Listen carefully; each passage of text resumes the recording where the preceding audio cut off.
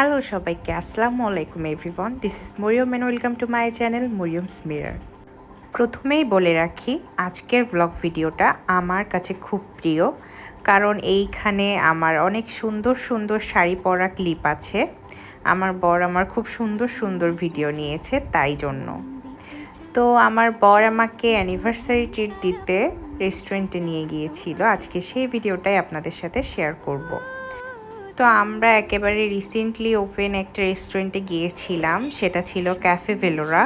তো গিয়েই দেখি যে এত ভিড়, রেস্টুরেন্টে বসার জায়গা নাই। তো একটা জায়গা খালি ছিল, সেখানে গিয়ে বসেছিলাম।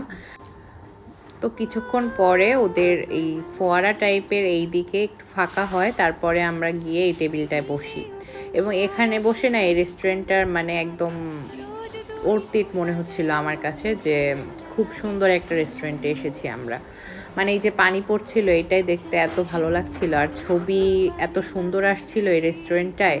মানে আমি যে শাড়িটা পরে গিয়েছি সেটার সাথে এই রেস্টুরেন্টটা ওই দিন খুবই যাচ্ছিল। মানে ছবিগুলাও খুব সুন্দর হয়েছে, সাথে আমাদের ভিডিওগুলাও খুব সুন্দর এসেছে ওই দিন।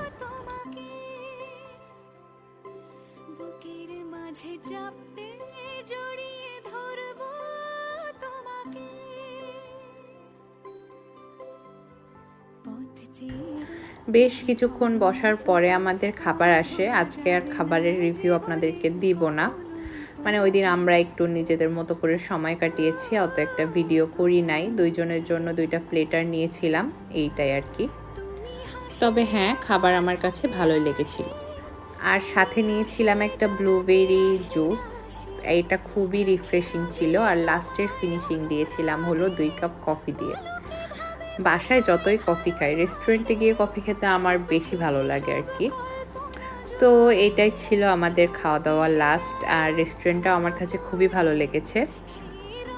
তো আপনারাও যদি ভালো লেগে থাকে তো ক্যাফে ভেলোরাতে অবশ্যই যাবেন, আর সময় কাটাবেন প্রিয়জনের সাথে। তো এটাই ছিল আজকের মতো আমার ভিডিও ভালো লাগলে অবশ্যই লাইক কমেন্ট দিয়ে সাথেই থাকবেন, আর আমাদের জন্য দোয়া করবেন। ধন্যবাদ।